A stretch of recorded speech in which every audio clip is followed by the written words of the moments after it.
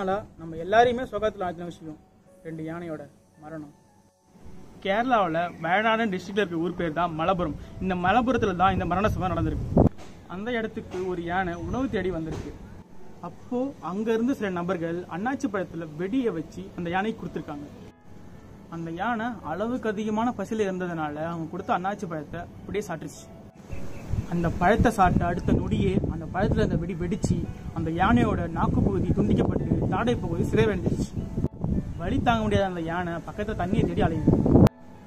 அப்போது பக்கத்தில் அந்த வெள்ளியாற்றில் இறங்கி அதோட காயத்துக்கான வழியை தணிச்சிக்குது. காயமான அந்த யானையை பார்த்த ஊர் மக்கள் வனத்துறை அதிகாரிகிட்ட அறிவிச்சிருக்காங்க.